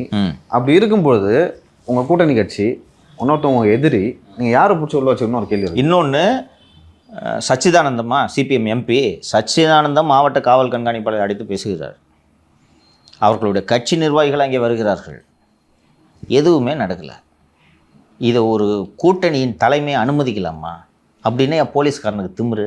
நான் கேட்குறேன். மார்க்சிஸ்ட் கம்யூனிஸ்ட் கட்சியை பற்றி நான் ஏற்கனவே சொல்லியிருக்கிறேன். அவங்களுக்கு எம்எல்ஏ ஆயே தீரணுன்ற கட்டாயம்லாம் இல்லை. தனி மேடையில் தனியாக போட்டியிடுகிறோன்னு அவங்க ஜெயிச்சே ஆகணும்னு கட்டாயம் இல்லை. மக்கள் இந்த பிரச்சார இயக்கம் நடத்தாங்களா, இது போன்ற ஒரு பிரச்சார இயக்கம் தான் 26 தேர்தல்னு கவலையே படாமல் போவாங்க. அவங்க உண்டா இல்லையாப்பா? உண்டு. பல தேர்தல்கள் இதை செய்திருக்கிறார்கள். இருக்கு, வரலாறு இருக்குது சார். அப்படி செய்யக்கூடிய ஆள் தான் சண்முகம். கரெக்டா? ஒரு பிரச்சார இயக்கம் நடத்துகிறாங்க. இது இன்னொன்று சொல்ல போனால் ஜனநாயகத்தில் இது ஆரோக்கியமான விஷயம். மக்கள்கிட்ட ரோட்டில் நின்று கத்துங்க, பிடிச்சிருந்தா ஏற்றுக்க போகிறான் இல்லையா? அதுக்கான உரிமை இருக்குல்ல. காவல்துறையில் முறையை அனுமதி வாங்குறாங்களா, அங்கே ஒருத்தர் போய் சண்டை இருக்கிறான்ப்பா, இவங்க பதிலுக்கு பேசுகிறாங்க, நான் மறுக்கலை, இவங்களும் பதிலுக்கு பேசுகிறாங்க. இது பிரச்சனையாவது, கைகலப்பாகுது. நைட்டு பூரா இவங்களை நீ அரெஸ்ட் பண்ணி வச்சுருந்தேன்னா உன் கூட எதுக்கு கூட்டணியில் இருக்கணும்? அவங்க நீ பண்ணுறது நடத்துறது மக்கள் விரோத ஆட்சி. உனது கொள்கைகள் மக்கள் விரோத கொள்கைகள். உனது நேர் எதிரியான இந்து முன்னணிக்காரன் கம்ப்ளைண்ட் கொடுக்குறான்னு சொல்லிட்டு இவங்கள தூக்கி உள்ள வைக்கிறேன்னா என்ன ஆட்சி நடத்துகிற? இது சிஎம்க்கு தெரியும்னு நினைக்கிறேன். நீ தெரியாது. இப்போது எதற்காக நீங்கள் கொடுக்கும் 6 சீட்டை பெற்றுக்கொள்ள வேண்டும் சிபிஎம்? சொல்லுங்க. எதுக்கு உங்கள் கூட்டணியில் இருக்கணும் அப்படி சொல்லு. இல்லை, ஃபார் எக்ஸாம்பிள் பாஜக கூட்டணியில் ஒரு கட்சி இருந்தால் பாஜக தரப்பினர் வந்து அந்த கூட்டணி கட்சிகள் எந்த அளவுக்கு வந்து பார்த்துப்பாங்க தெரியுமா? நான் அடுத்தது சொல்கிறேன். பார்த்துக்கணும். அதான் கூட்டணி கட்சி, பார்த்துக்கணும். அப்புறம் எதுக்கு கூட்டணி கட்சியின் பேர்? இவர்களுக்கு இப்போது தெரியாத இன்றைய தலைமுறையினருக்கு ஒரு 15 ஆண்டுகளுக்கு இருக்கும். உமாநாத், பாப்பா உமாநாத் என்று 2 அற்புதமான மார்க்சிய தம்பதியினர் இருந்தார். அவங்க மகள் தான் வாசுகி, மாதர் சங்கத்தில் இருக்காங்களா. அவங்க தந்தை உமாநாத், பாப்பா உமாநாத். என்னுடைய நினைவு சரியாக இருக்குமானால் குடியிருக்க வீடு இல்லை. கம்யூனிஸ்டுங்களுக்கு எங்கே இருக்க போகுது? இவங்க யாரும் சொல்லாமல் அதற்கு பிறகு யாரோ ஒரு தலைவர் கருணாநிதியின் கவனத்திற்கு கொண்டு சென்றவுடன் தமிழ்நாடு வீட்டு வசதி வாரியத்தின் கட்டுப்பாட்டில் இருக்கக்கூடிய ஒரு ரெண்ட் கண்ட்ரோல் வீட்டை வந்து உடனடியாக ஒதுக்கியானாராம். தெரியுமா? இதுக்கு தான் கூட்டணி கட்சி. வீடு இல்லை அவங்களுக்கு. முதுபெரும் கம்யூனிஸ்ட் தலைவர்கள் தூக்கி ராத்திரி பூரா உன் கூட்டணி கட்சிக்காரன் போலீஸ் ஸ்டேஷன் வாசலில் போராட்டம் நடத்திருக்கான. வெக்கமா இல்லை? இப்போது இது தேர்தல் பேச்சுவார்த்தை, கூட்டணி பேச்சுவார்த்தை நடத்துகிற நேரத்தில் மட்டும் 6 இல்லை 5 கூட கொடுங்க, பரவாயில்ல. நீங்கள் உங்களோட மக்கள் விரோத கொள்கைகளுக்காக நாங்கள் உங்களுக்காக வாக்கு கேட்குறேன்னு வந்துடுவீங்களா? இந்த சாம்சங் தொழிற்சாலையில் தொடர்ந்து திமுக அரசு நிர்வாகத்திற்கு சாதகமாக நின்ற போது பல்லை கடித்து கொண்டு பொறுத்து கொண்டிருந்தார்கள் மார்க்சிஸ்ட் கம்யூனிஸ்ட் கட்சி. ஞாபகம் இருக்கா? டாஸ்மாக் தொழிலாளிகளை கரூர் ரவுடிகள் சென்று மிரட்டிய போது பல்லை கடித்து கொண்டு மார்க்சிஸ்ட் கம்யூனிஸ்ட் கட்சி பொறுத்து கொண்டிருந்தது இல்லையா? அந்த பக்கத்து பிஜேபி இருக்கிற ஒரே காரணத்துக்கு தானே. அதுக்காக நீ அவமானப்படுத்திட்டே இருப்பியா? நீ என்னையே ஆட்சி நடத்துறீங்க? ஒரு கூட்டணி தர்மம்னு ஒன்று இருக்குல்ல. இன்னொரு கூட்டணி கட்சி கொடிக்கம்பமே வைக்க முடியலன்னு புலம்புது. ஒருத்தர் சந்தோஷமா இருக்காங்களா? இல்லை சார், இப்போ கம்யூனிஸ்டுகள் வந்து கலகக்குரல் எழுப்பலன்னு வைங்க சார், அவங்களுக்கு கீழே இருக்காங்க இல்லையா தொழிலாளர்கள், அவங்க மத்தியில் இவங்க எக்ஸ்போஸ் ஆவாங்க சார். அன்பாப்புலர் ஆகிடுவாங்க. சண்முகம் விட மாட்டாருமா. கே பாலகிருஷ்ணன் எக்ஸ்போஸ் ஆகிட்டாரு. எது சொன்னாலும் கொஞ்சம் பொறுமையாக இருங்க தோழர்னு சொன்னால் யோ போயான்ட்டாங்க. சண்முகம் விட மாட்டார். சண்முகத்துக்கு தெரியும் அவனுக்காக தான் நீங்கள் இருக்கீங்க, உங்களுக்காக அவன் இல்லை. புரியுதா? அந்த தொழிலாளி கட்ட லெவியில் தான் நீங்கள் காரில் போகிறீங்க. அந்த தொழிலாளி கட்ட லெவியில் தான் நீங்கள் சாப்பிட்றீங்க. நீங்கள்லாம் ஃபுல் டைமரு. அவன் தான் லெவி கொடுக்குறான். இன்னொன்று அவங்களுக்காக தானே கட்சியே. மற்ற கட்சிகள் கூட வந்து கீழே கட்ட பஞ்சாயத்து பண்ணி அது மூலம் சம்பாதிப்பாங்க. தொழிலாளர்களோட நலன் தான் கம்யூனிஸ்டுகளுடைய கொள்கையே. எப்படி சும்மா இருப்பான்? என்னையாக ஆட்சி நடத்துறீங்க நீங்கள்? அப்போ உனக்கு கீழே இருக்க அதிகாரி என்ன பண்ணிட்டு இருக்கா, நீங்கள் வேடிக்கை பார்த்துட்டு இருக்கீங்க. இப்போது கூட்டணி பேச்சுவார்த்தை நடத்தும் போது நான் வரல போயா கூட்டணிக்குன்னு சொல்லிட்டு சிபிஎம் போதுனா இது இந்த அதிகாரிக்கு பிரச்சனையா முதல்வருக்கு பிரச்சனையா? அப்போ முதல்வர் அதிகாரிகளை கட்டுப்பாட்டில் வைக்கணும்ல. ஏய், நான் தான் எலெக்ஷனில் போட்டி போட போகிறேன், மூட்டு உட்காரு, ஏந்து ஃபோன் பண்ணி திண்டுக்கல் எக்ஸ்பிரஸ் ரிலீஸ் பண்ணியா நடந்துருக்கணுமா? குறைஞ்சபட்சம் சார் எலெக்ஷன் 1 வருஷத்துக்குள்ளே இருக்கும்போது இதுதானே சார் நடந்திருக்கணும். இப்போ திண்டுக்கல் மாவட்டத்தை சேர்ந்த மார்க்சிஸ்ட் கம்யூனிஸ்ட் கட்சியினர் சண்முகத்திடம் என்ன சொல்வார்கள்? இப்படி ஒரு கூட்டணி தேவையான்றதை நம்ம மறுபரிசீலனை பண்ணணும் தோழான்னு சொல்லுவாங்களா மாட்டாங்களே? சொல்லுவாங்க. முன்னாள் எம்எல்ஏ பாலபாரதி அவர்கள்லாம் வந்து மீண்டும் எம்எல்ஏவா தேர்ந்தெடுக்கப்பட அதிக வாய்ப்புகள் இருந்த போது கூட கொள்கையின் காரணமாக தான் அவங்க நிக்கல. கிடையாது அவ்வளோதான். அவங்க பாலபாரதி எந்திரிச்சாங்கன்னா கலைஞர் அசம்பிளியில் எல்லாரும் உட்கார சொல்லுவாங்க, உட்காரியான்னு வரான், கரெக்டாக பேசுவாங்கன்னு. She was very popular. But கட்சி அவ்வளோ பாப்புலர் இருந்தாலும் கட்சி ஊழியர் போ, அவள் தான் ஒரு வாட்டி தான். நான்லாம் ரொம்ப வருத்தப்பட்டு கேட்டேன், ஏன் இந்த மாதிரி பண்ணாங்க அப்படின்னு சொல்லிட்டு. 2 தடவை தான் நிற்கணும், 3வது தடவைக்கு எனக்கு எக்ஸ்டெண்ட் பண்ணாங்க கொள்கையை தாண்டி. ஸோ இதுக்கப்புறம் அவங்களால அதை பண்ண முடியாதுன்னு சொல்லிட்டு அவங்க கொள்கைக்காக வாழ்க்கையை விட்டு கொடுக்குறவங்க.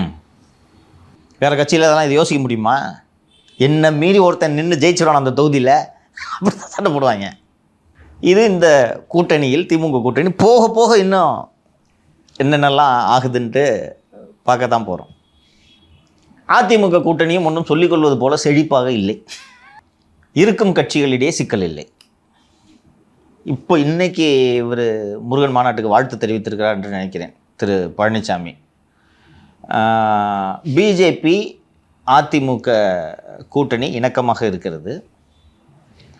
திரு பழனிசாமி அவர்கள் அது ஏன் வந்து இந்த பெருசாக சொல்லிக்கிற மாதிரி இல்லை என்றால், அதிமுக பிஜேபிக்கு தவிர்த்து அடுத்த முக்கியமான கட்சியான பாட்டாளி மக்கள் கட்சியில் நிலவி வரும் பெரும் குழப்பங்கள் அந்த கூட்டணிக்கு ஒரு பின்னடைவை தந்திருக்கிறது. எப்போ முடியும், என்ன ஏன் இப்படி பிடிச்சின்னு இருக்கானுங்க என்று தான் அவர்கள் பேசி கொண்டிருக்கிறார்கள். ஆனால் அதற்காக தந்தையும் மகனும் சமாதானம் ஆகட்டும் என்று நீங்கள் காத்திருந்தால் 26 உங்களுக்காக காத்திருக்காது என்பதை அவர்கள் புரிந்து கொள்கிறார்கள். இன்றைக்கி டைம்ஸ் ஆஃப் இந்தியாவில் வந்திருக்கக்கூடிய இந்த செய்தி, ஜூலை அல்லது ஆகஸ்ட் மாதத்தில் கோவையிலிருந்து திரு பழனிசாமி பிரச்சாரத்தை தொடங்க இருக்கிறார். அமித்ஷா ஜூலை 8 அன்று தமிழகம் வர இருக்கிறார். அண்ட் ஏற்கனவே ஒரு 16 அல்லது 18 மெம்பர் கொண்ட கோர் கமிட்டி அட்ரஸ் பண்ணுறாருன்னு சொன்னேன். இந்த முறை அந்த கோர் கமிட்டியோட number will come down to 10. வரும் 23, 24 வந்து சென்னையில் அந்த அறிவிப்பு வெளிவந்தது பார்த்துருப்பீங்க. அதிமுக மாவட்ட செயலாளர்கள் கூட்டம், பகுதி வாரியாக மாவட்ட செயலாளர்கள் கூட்டம் நடைபெற இருக்கிறது. அந்த கூட்டம் முடிந்ததும் தீவிரமாக இளைஞர்களை, இளம்பெண்கள், இளைஞர் பாசறை மற்றும் மாணவர் அணி இவற்றுகளை எல்லாம் இறக்கிவிட்டு தீவிரமாக பிரச்சாரத்தை அதிமுக முன்னெடுக்க இருக்கிறது. இந்த அதிமுக பிஜேபி கூட்டணிக்கு இப்போது நாம் இந்த சமூக வலைத்தளங்கள் எந்த அளவுக்கு இந்த 26 தேர்தலில் முக்கிய பங்கு வகிக்கப் போகிறது என்பதை நாம் சொல்லியிருந்தோம். அந்த சமூக வலைத்தளங்களை நடத்தக்கூடிய நிறுவனங்கள் இருக்கின்றன அல்லவா? என்ன நிறுவனங்கள்ப்பா? ஃபேஸ்புக், மெட்டா, கூகுள், வேற எக்ஸ். அந்த நிறுவனங்களும் உங்களுக்காக பிரச்சாரம் செய்யும். என்ன பொருள்? சென்டரில் பேசிட்டாங்களா? இப்போ நீங்கள் கொஞ்ச நேரத்துக்கு முன்னாடி சொன்னீங்கல்ல, பிஜேபி கூட ஒரு கட்சி கூட்டணி வச்சுச்சுன்னா எப்படிலாம் உதவுன்னு. திமுக ஐடிவிங்களை நீ என்ன தான் போட்டாலும் காட்டவே காட்டாது.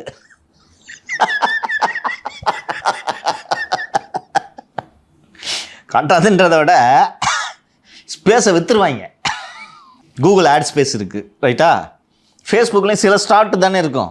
ஃபேஸ்புக்குன்னு ஒரு இப்போ ஃபார் எக்ஸாம்பிள் ஒரு 200 ஸ்லாட் இருக்குன்னு வச்சுக்கோங்க. 180 ஸ்லாட்டை இந்த கூட்டணி கொடுத்துருவாங்க.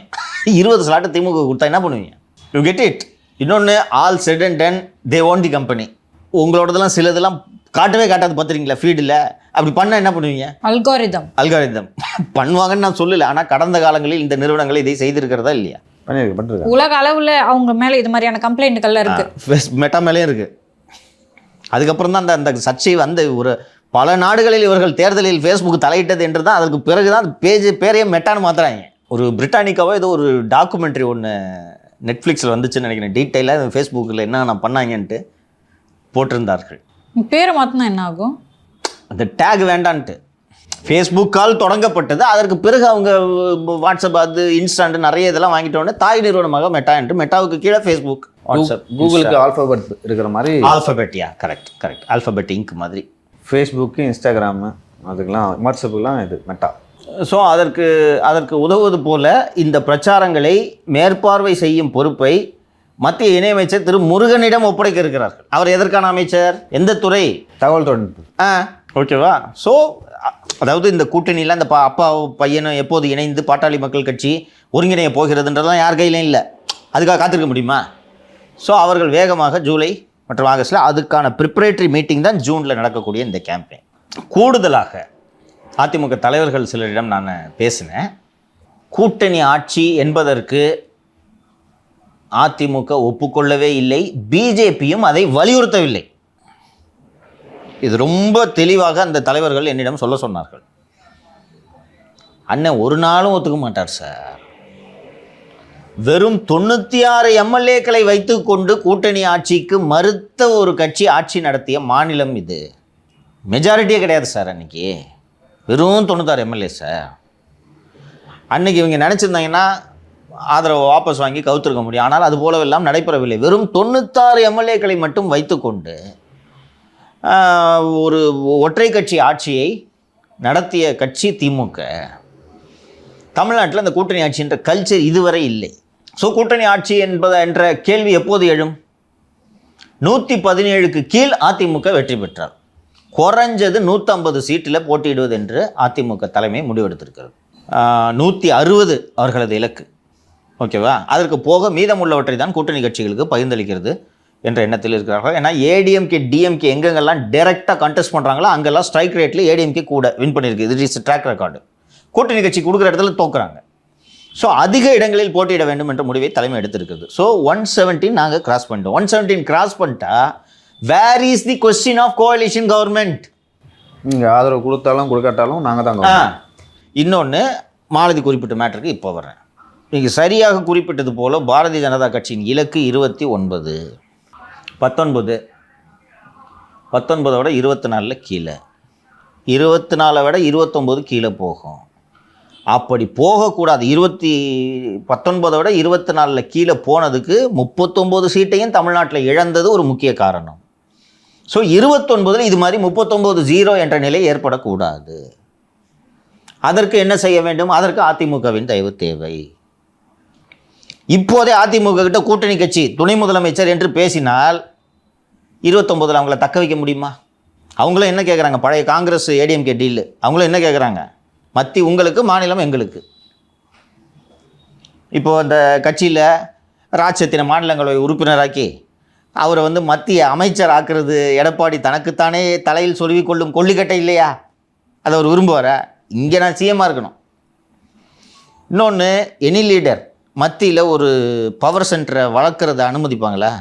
இல்லை சார், அப்படி இணையமைச்சர் ஆக்கினாலும் மத்தியில் ஏதாவது ஒரு சட்ட திருத்தம் கொண்டு வராங்க, ஒரு திருத்தம் கொண்டு வராங்க, புதுசாக ஏதாவது திட்டம் கொண்டு வராங்கன்னா வச்சுங்க, அது மாநில சுயாட்சிக்கு இல்லை தமிழ்நாட்டுக்கு எதிராக இருந்தால் வச்சுங்க, உங்களுக்கு தான் இணையமைச்சர் இருக்காங்கல்ல, வாங்கினீங்கல்ல, மூடி நோட்டு போடு, ஓட்டு போட்டங்கள்ல, அப்போ அதை நிறுத்த சொல்லுங்க அப்படின்னு.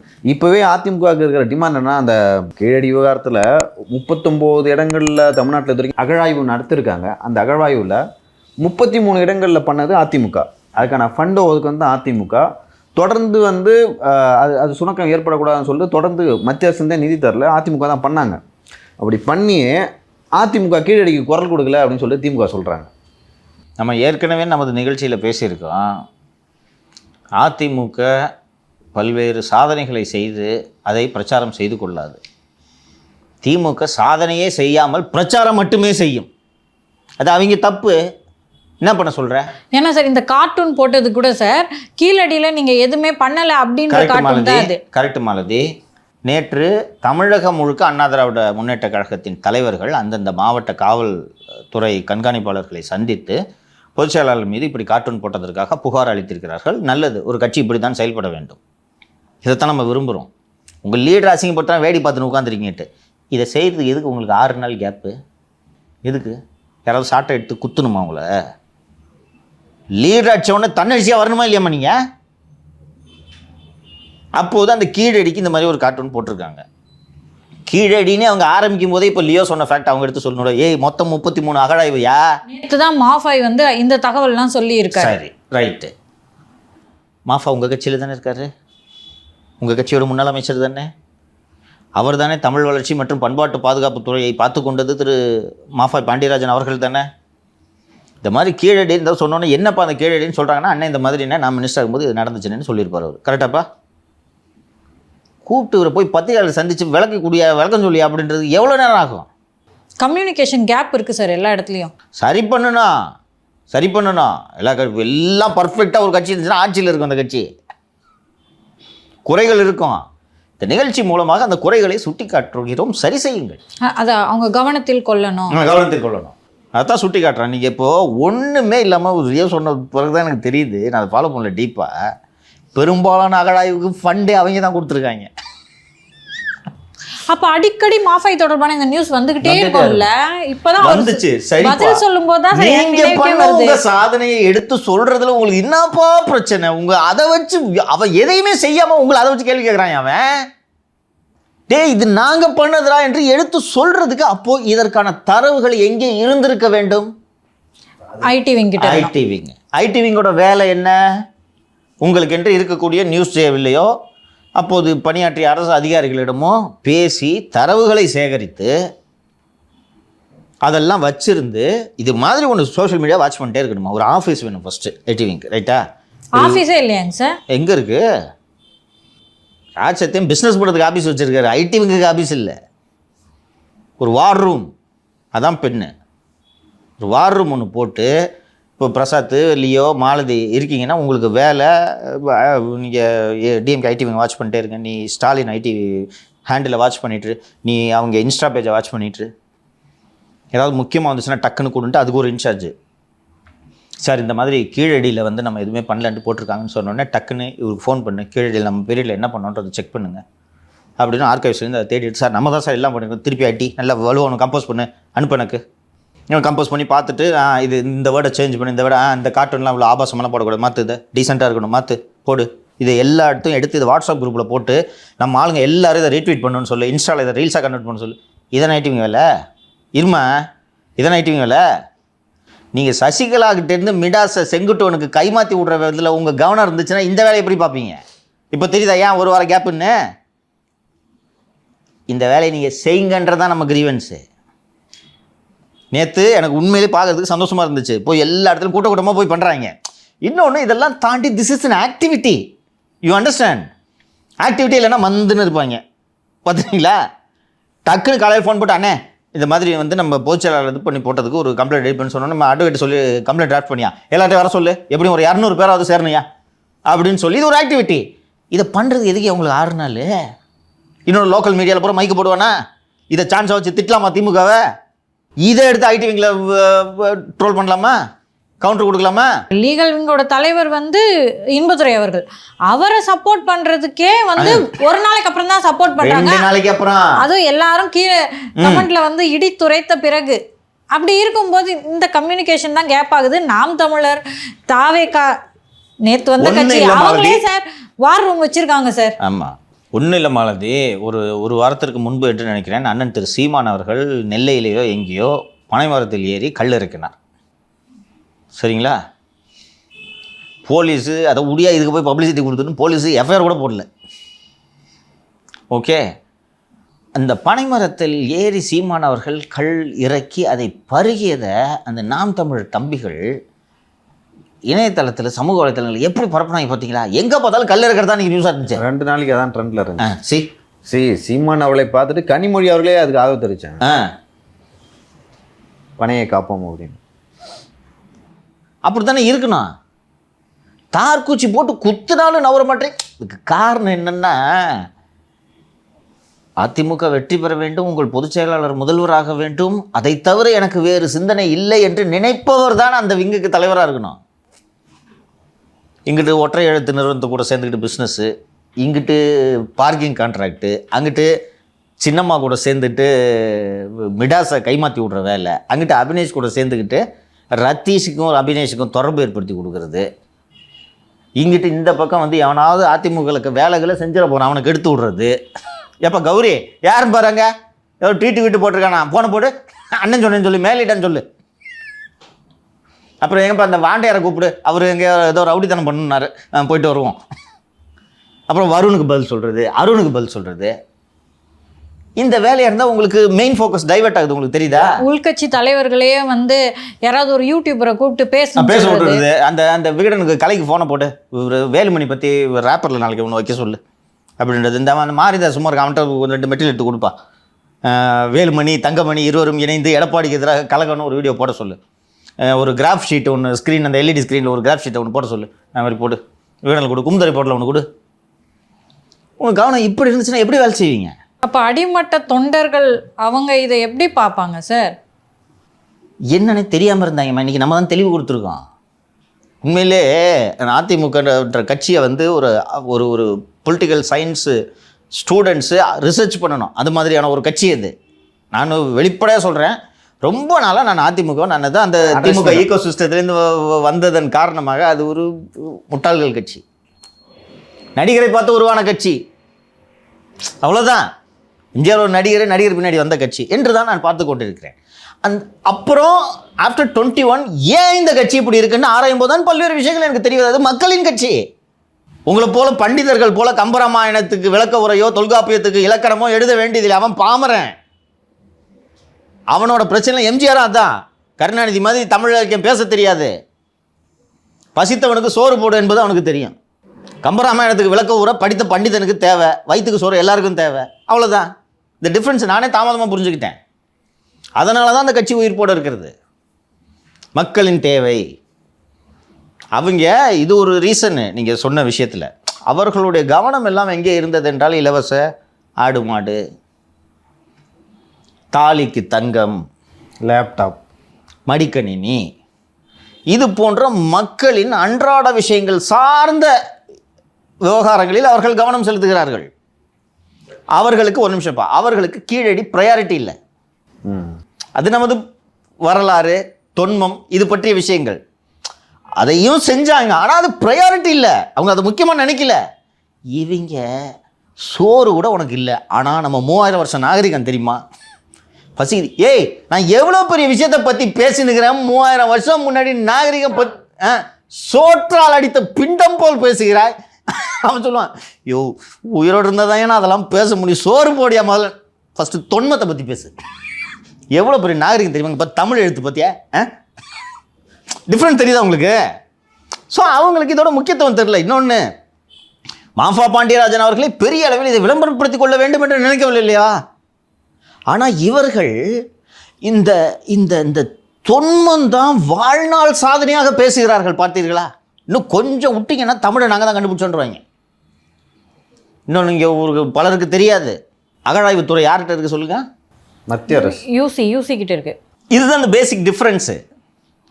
ஸோ இப்போது ஐடி விங் வேலை செய்ய ஆரம்பித்திருக்கிறது என்பது ஒரு நம்மை விட அதிமுக தொண்டர்களுக்கு மகிழ்ச்சியாக இருக்கிறது. ஆக்டிவாக இருக்கிறதா நமக்கு நன்றி சொல்கிறாங்க சார் நிறைய பேர். இல்லை, அதை பார்க்க முடியுது. எனக்கு சந்தோஷமாக இருக்குது. இப்படி வேலை செய்யுங்கன்னு தானே சொல்கிறான்.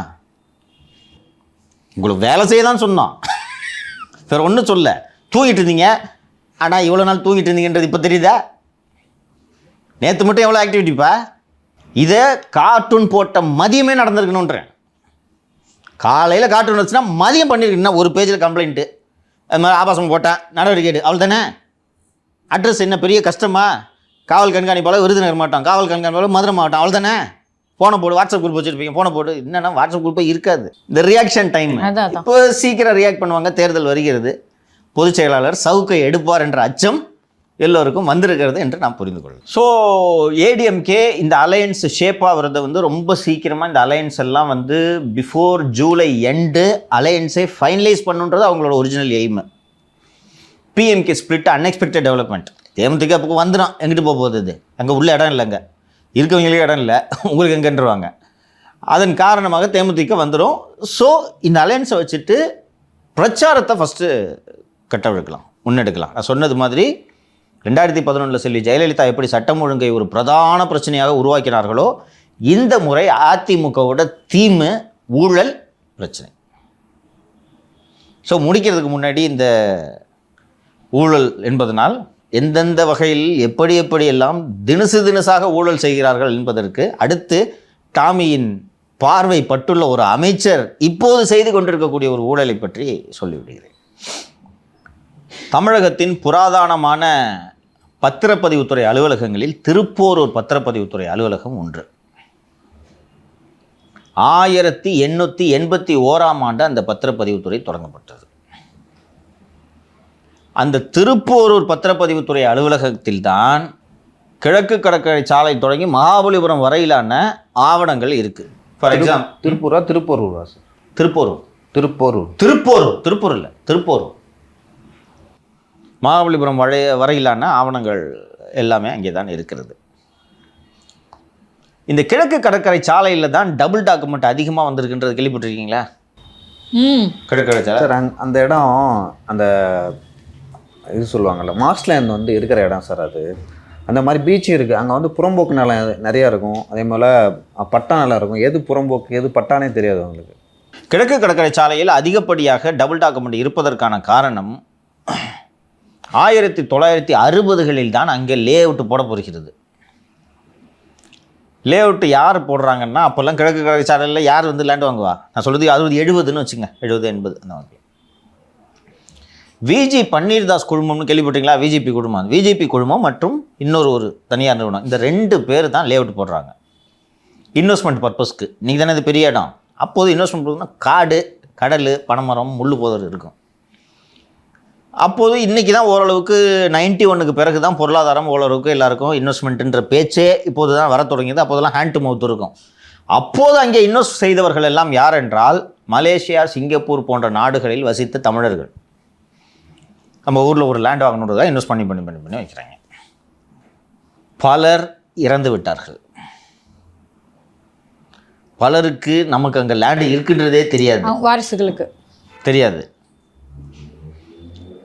இந்த நிலத்தை ப்ரொமோட் செய்த விஜிபி மற்றும் அந்த மற்றொரு குழுமத்துக்கு மட்டும்தான் யாருக்கு லேண்டை வித்தோன்றது தெரியும். அவர்களுக்கு இந்த 8ஆம் நம்பர் பிளாட்டை 1980ல் இவருக்கு விற்றுருக்கோம். அவருக்கு வாரிசே இல்லை. 50 வருஷமாக ஒரே ஒரு கம்யூனிகேஷன் கூட இல்லை, வரமாட்டாங்கன்றது தெரியும். ஸோ என்ன பண்ணுவாங்கன்னா, மாலதியோட தாத்தா தான் அங்கே வாங்கியிருக்காருன்னு வச்சுங்க. மாலதி வந்து இன்றைக்கி கிளைம் பண்ணலாம் இல்லையா, லீகல் சர்டிஃபிகேட்லாம் வச்சுக்கிட்டு. ஸோ இவங்க என்ன பண்ணுவாங்கன்னா, 50 வருஷமாக கம்யூனிகேஷனே இல்லைன்னு சொன்ன உடனே மாலதியோட தாத்தா 1998ல் லியோவுக்கு அதை விற்பனை செய்ததாக ஒரு பத்திரம், அதை ரெடி பண்ணி சப்ரிஜிஸ்ட்ரார் ஆஃபீஸ்க்குள்ளே சொருவுறது. இதெல்லாம் நிறைய நடக்குது ஈசிஆரில். என்ன காரணம்னா, கட் ஆகிடுச்சு கனெக்ஷன் நிறைய. இன்னும் டபுள் டாக்குமெண்ட்டு நம்ம அஜய் ரோஹன் எல்லாம் அங்கே ஆள் இல்லாதனால தான் அங்கே போய் அஜய் வாண்டையார் அறக்கட்டளையிலும் போட வைக்கிறது. ஏன்னா அங்கே அதுக்கு வாரிசை இல்லை, யாரும் வரமாட்டாங்கன்னு தெரியும். அண்ட் அது கட்டு பார்த்துக்கலாம். சார், விஜிபி அவங்க இது அம்யூஸ்மெண்ட் பார்க் வச்சுருக்காங்கல்ல சார், அந்த டைமில் வந்து விளம்பரத்துக்காகலாம் இடத்த ஃப்ரீயாக கொடுத்தாங்களா? அது ஒரு காலகட்டம். சரிங்களா? இப்போ இந்த திருப்போரூர் பத்திரப்பதிவுத்துறை அலுவலகம், பழமையான அலுவலகம்னு சொன்னால, இதை 3ஆக பிரிப்பதில் மூர்த்தி தீவிரமாக இருக்கிறார்.